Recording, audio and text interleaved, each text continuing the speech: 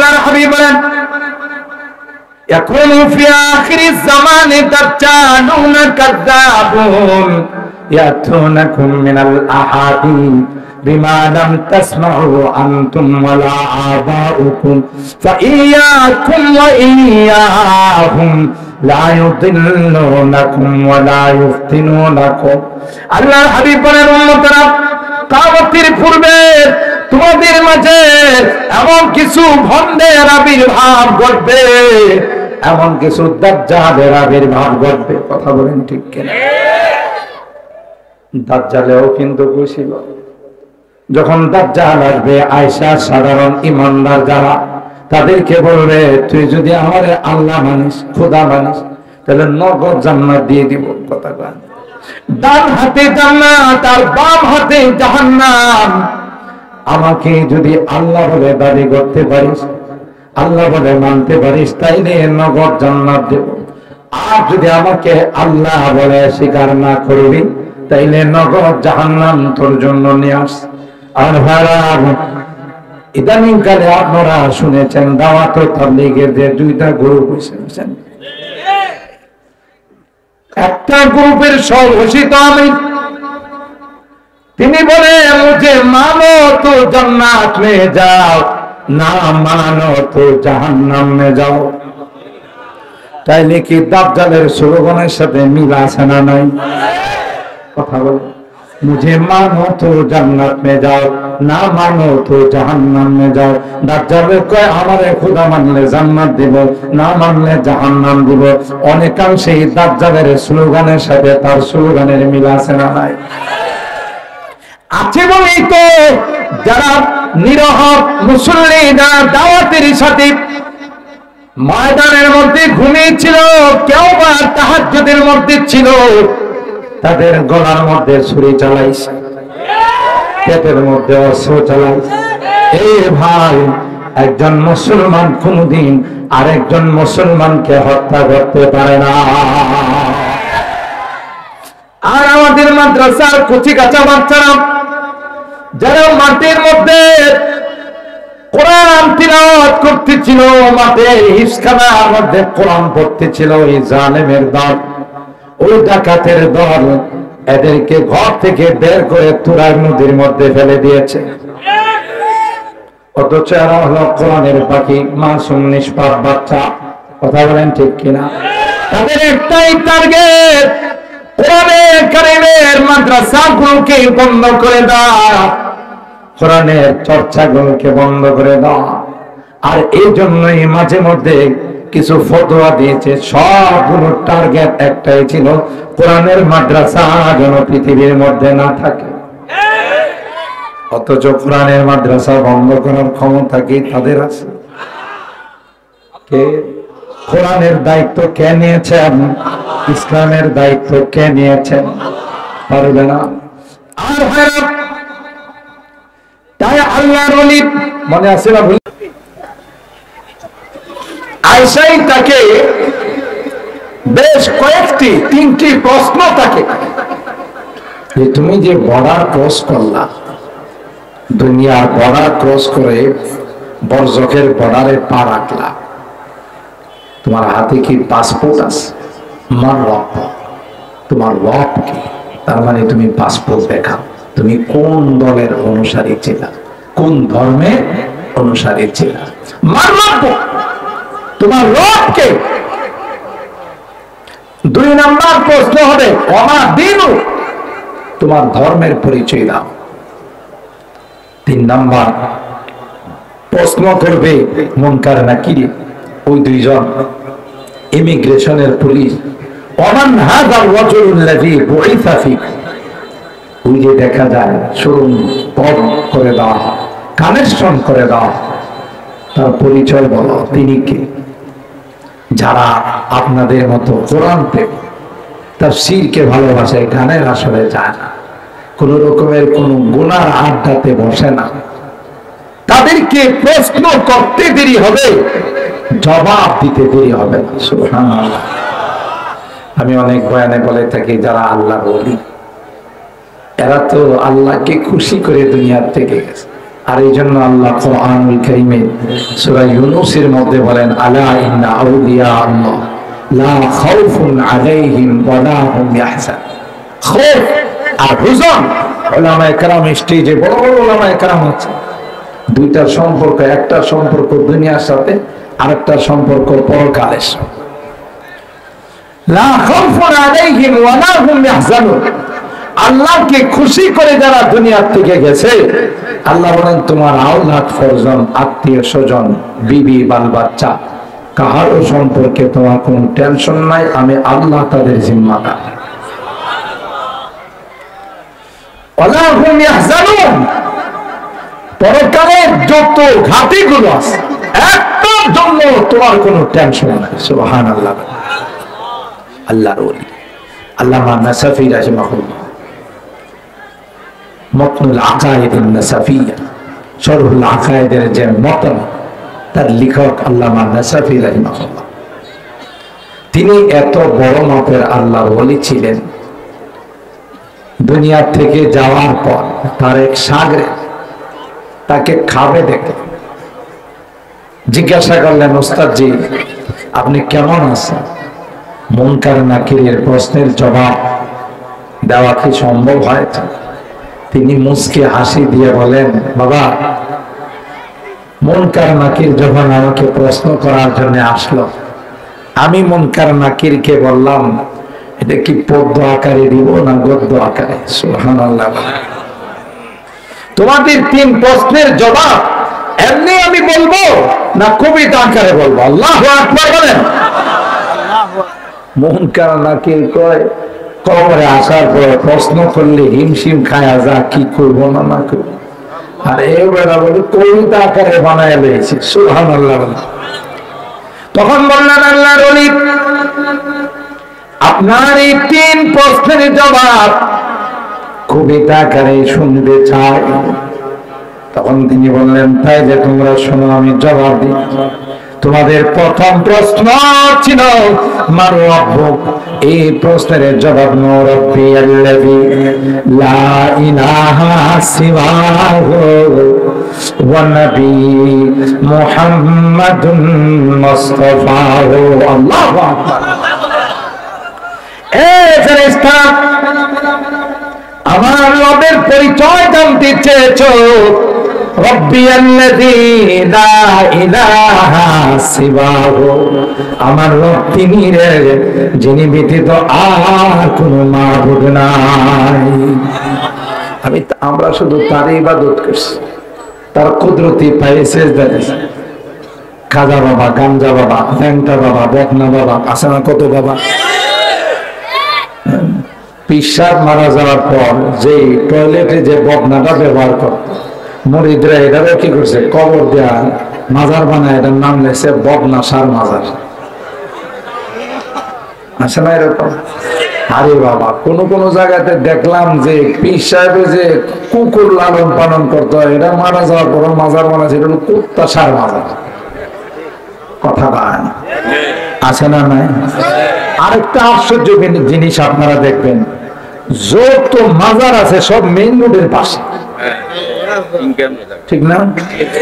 ওই পীর সাহেবরা যারা মাজার বানানোর নিয়ত আছে, এরা মরার আগে হাঁটতে হাঁটতে মেইন রোডের কাছে যায়, সবগুলো নিয়ে মেইন রোডের পাশে মাজার বানায়। মাজার নয়, এগুলো শুধু পূজারি। কথা বলেন ঠিক কেনা? আরেকটা শব্দ বললাম না, যেহেতু আমার রোজও আছে, দুইটা রোজও এক, এই জন্য আরেকটা শব্দ আমার মুখে উচ্চারণ করলাম। দুইটা ছাড়া, পেট পূজারি ছাড়া আর শাহওয়াত পূজারি ছাড়া, নিজের কাম ভাব পূরণ করা ছাড়া আর কোনো উদ্দেশ্য নাই। ইমানের ডাকাত নিঃসন্দেহে, এরা ইমানের ডাকাত মানুষগুলোকে মাজারে নিয়ে সিজদায় ফেলে দিয়ে বেঈমান করে তাদেরকে দেখেন।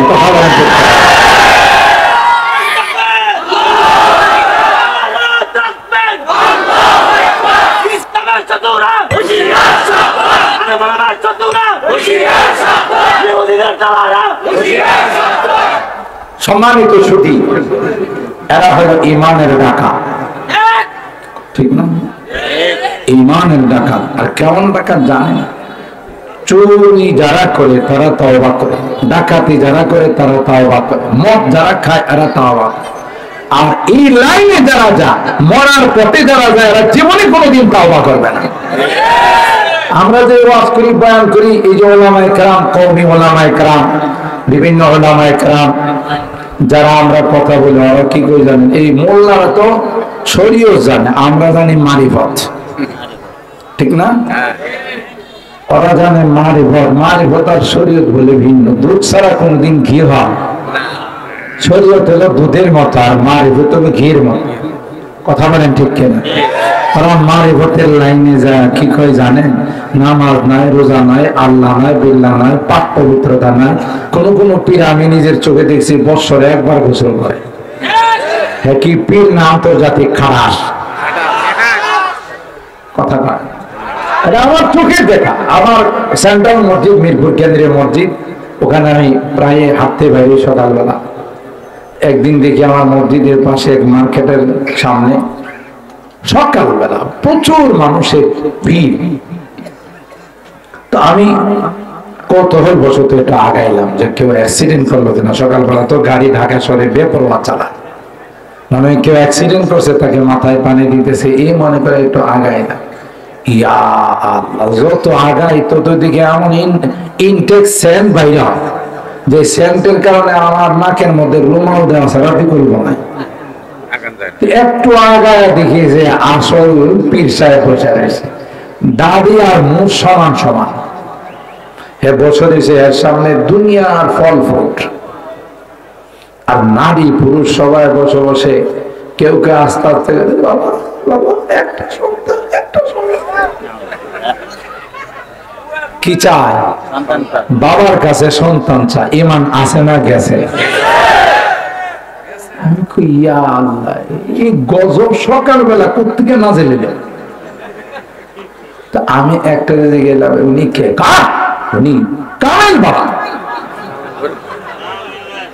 আমি বললাম বাবা তো কামেল, তার সেন্টে বোঝা যাইতেছে যে সেন্ট বাইরিতেছে, যে বদবু আর দুর্গন্ধ বাইরিতেছে, এটা বোঝা যাইতেছে কামেল না হলে এই দুর্গন্ধ বাইরিত না।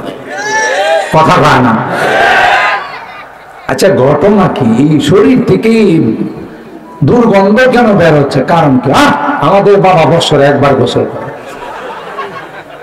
আমি বললাম হে কি মাঝখানে কোনো নাপাক টাপাক হয় না? নাপাক হলে এটা উড়ে চলে যায়। হ্যাঁ, নাপাক বলে উড়ে চলে যায়। আস্তে একটা ভন্ড। হ্যাঁ, কথা আসতে দেন। আপনি এখন দেখছেন, এখানে একটু করে দেখবেন চট্টগ্রাম। আমি বললাম তাহলে তো কামেল, কারণ আপনি ইবলিসরে যদি এখন দেখেন, এখানে একটু করে দেখবেন ইতালিতে, জাপান, জার্মানি। বুঝেন? বেঈমান হচ্ছে। এদেরকে বলা হয় আমরা আছি মারিফত নি। আমাদের ওলামায়ে কেরাম বলেন এটা মারিফত নয়, মরার পর। কথা বলেন ঠিক কিনা? আবার কি কয়? নামাজ নাই, রোজা নাই, আল্লাহ নাই, বিল্লাহ নাই। জিজ্ঞাসা করলে নামাজ পড়েন না? তো উপরওয়ালার ইচ্ছা। হে বলে নামাজ পড়ো, ইচ্ছা কার? এই কথা কই এই গান গায়, যেমনে নাচাও তেমনি নাচি, পুতুলের কি দোষ। যে আমার তো কোনো ইচ্ছা নাই, আমি তো পুতুল, যেমনে নাচেন। আমি কই আরে এত সুন্দর কথা কইছি। কবিতা কি এক লাইন দেওয়া হয় না? 2 লাইন লাগে, 2টা অংশ লাগে, 2টা মিশ্রা বলি আমরা, 2টা অংশ লাগে। এত একটাই কইছে, আরেকটা কই। তো এই জন্য আমি এটা সুন্দর তার ব্যক্তি। এই সকল ভণ্ডরা যখন মারা যাবে, আল্লাহ আচ্ছা তাদের পিটানোর জন্য লোহার তরমুজ দিয়ে আমা ও আসম ওই ফেরেশতাদেরকে আল্লাহ লাগাবেন, যে দেখবেও না, শুনবেও না। এদেরকে আল্লাহ বলবেন যে আন্দা দুন্দা পিটা। কথা বলেন ঠিক কিনা? এবার আন্দা দুন্দা শব্দের অর্থ হলো পিটন বললে কোন এটা দেখার বিষয়, কোন জায়গায় পড়লো এটা দেখার। যেমন হারানো মানিককে সিলেটওয়ালারা আন্দা দুন্দা পিটাইছে। কথা কয়, হারানো মানিককে সিলেটের বর্ডারে যখন পাইছে সবাই, ওই বেচারা কলা পাতাতে শুয়ে ছিল, তারপরও বাঁচতে পারে নাই। কথা কয় না? কলা পাতাতে শুয়েছিল, দাড়িও রাখছিল। কথা কয় না? একজনে দাড়ি সারা জিন্দিগি রাইখা বাঁচতে পারে নাই, ওই দাড়ি শেষ করে বলাইছে। আরেকজনে পরবর্তীতে রাইখাও বাঁচতে পারে নাই। কেন? ইন্নামাল আমালু বিন্নিয়াত। দুইটারই নিয়ম সহি ছিল না। একটা দাড়ি রাখছিল লোকপাত করে খাওয়ার জন্য, আর একটা রাখছিল মানুষের নির্যাতন থেকে বাঁচার জন্য। আল্লাহ কই তুই ভুয়া, কথা বলেন ঠিক কিনা? তোর দাড়ি ভুয়া, কথা বলেন ঠিক কিনা? এই জন্য কাম হয় নাই, ঠিক কিনা? যদি সহিভাবে রাখতো তাহলে সুন্নতের কারণে। এর এর এই মায়ের পরের কারণ আপনারা হয়তো জানেন না। যারা সচেতন উলামায়ে কেরাম বা আল্লাহ তাআলা হিসাব নিকাশ করার পর ইম্মা ইলাল জান্নাত ওয়া ইম্মা ইলান নার, হয় জান্নাতে যাবে, ডানপন্থী হবে, না হয় বামপন্থী হবে। দুনিয়াতে কিছু বামপন্থী আছে, এরা জানে যে আমরা এমনও বামপন্থী অন্যও বামপন্থী, আগে থেকে বামপন্থী হয়ে যায়। বামপন্থী মানে আসহাবুস সীমা, আর জাহান্নামপন্থী, কথা বলেন ঠিক কি? যত বাম রাম আছে সবগুলো যদি মৃত্যুর আগে তওবা না করে কই যাবে? জোরে বলেন। যত বাম রাম, বাম রামের সবচেয়ে বড় শত্রু হলো ইসলাম, কথা বলেন ঠিক কি? সবচেয়ে বড় তাদের চোখের কাঁটা হলো ইসলাম, মুসলমান, তাই না? তো এই একদল হবে ডানপন্থী জান্নাতি আসহাবুল ইয়ামিন, আরেক দল হবে বামপন্থী আসহাবুস সীমা। এটা হবে ময়দানে মাহশরের হিসাব নিকাশের পর। আল্লাহ তাআলা কাউকে জান্নাতে দিবেন, কাউকে জাহান্নামে। এই যে সংক্ষিপ্ত আকারে আপনাদের মাঝে 5টি জগতের কথা বললাম, চতুর্থ নাম্বার জগতের নাম কি? কবরের জগৎ। বলেন কি নাম? চতুর্থ নাম্বার জগতের নাম হলো আলামে বারজাখ, কবরের জগৎ। দুনিয়ার জিন্দেগি যখন খতম হয়ে যায় তখন কবরের জিন্দেগির সূচনা। অনেকে মনে করে অসুখ বিসুখ হলে বলেই ফেলে আর কয়েকটা দিন, মারা গেলে শেষ। মারা গেলে শেষ না, শুরু। কথাটা ومن ورائهم برزخ إلى يوم يبعثون। আল্লাহ পাক বলেন দুনিয়ার জিন্দেগিটা যখন খতম হয়ে যাবে, দুনিয়ার জিন্দেগি শেষ হয়ে গেলে আরেকটা জিন্দেগির সূচনা হবে। ওই জিন্দেগিটার নাম হলো বরজখের জিন্দেগি, কবরের জিন্দেগি। কথা বলেন ঠিক কিনা? যারা নাদান বুঝে না, এরা মনে করে মারা গেলাম সব শেষ হয়ে গেল। না না, মৃত্যুর পর আসল জিন্দেগির সূচনা হলো। মৌতুকু সমঝা হে গাফিল ইখতিতামে জিন্দেগি, মৌতুকু সমঝা হে গাফিল ইখতিতামে জিন্দেগি, در حقیقت موت ہے صبح حیات জিন্দেগি। গাফেল মনে করে যারা পরকাল সম্পর্কে অবগত নয়, তারা মনে করে মারা গেলাম সব শেষ হয়ে গেল। না না, মৃত্যুর পরে অনন্ত অসীম কালের জিন্দেগির সূচনা হলো। কথা বলেন ঠিক কিনা? দুনিয়াতে তোমার জিন্দেগিটা যেরকম ছিল, দুনিয়াতে জিন্দেগিটা যেরকম বানাইছো, পরকালের জিন্দেগিটাও সেরকম হবে।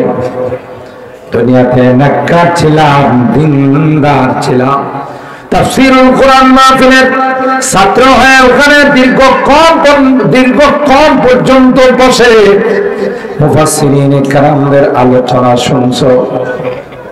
এই তুমি কোরআনুল কারীমের তাফসীরের ক্লাসের ছাত্র বনে গেলা, তাই এই কোরআনে কারীম কবরে তোমার সঙ্গী হয়ে যাবে।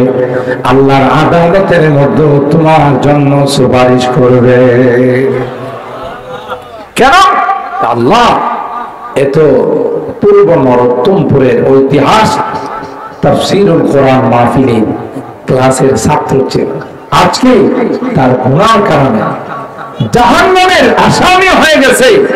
তোমার আদালতের কাঠগড়ায় দাঁড়ানো, আমি তার পক্ষে লয়ার ব্যারিস্টার হয়ে তার পক্ষে সুপারিশ করতে। আল্লাহ যতক্ষণ পর্যন্ত তার জান্নাতের ফয়সালা না হবে ততক্ষণ পর্যন্ত তোমার আদালত ছেড়ে যাবে না। সুবহানাল্লাহ। কোরআনে কারিমের সুপারিশ পাওয়া যায় কোরআনকে মহব্বত করে, কোরআনের তাফসীরকে মহব্বত করলে, কোরআন ওয়ালাদেরকে মহব্বত করলে, নায়েবে রাসূলদেরকে মহব্বত করলে, ওয়ারাসাতুল আম্বিয়াদেরকে মহব্বত করলে আল্লাহর হাবিব বলেন আল মারউ মা'a মান আহাব। দুনিয়াতে যে যাকে ভালোবাসবে তার সঙ্গে তারা হাসর। সুবহানাল্লাহ। মুহতারাম হাজিরিন, তাই কবরের জিন্দেগিটা এটা দুনিয়ার জিন্দেগির আদলে হবে। যখনই মৃত ব্যক্তিকে কবরের মধ্যে রেখে জিন্দারা চলে আসে 40 কদম, সাথে সাথে কবরের মধ্যে দুইজন ইমিগ্রেশনের ফেরেশতা আসে। কে আছে? দুইজন ইমিগ্রেশনের ফেরেশতা।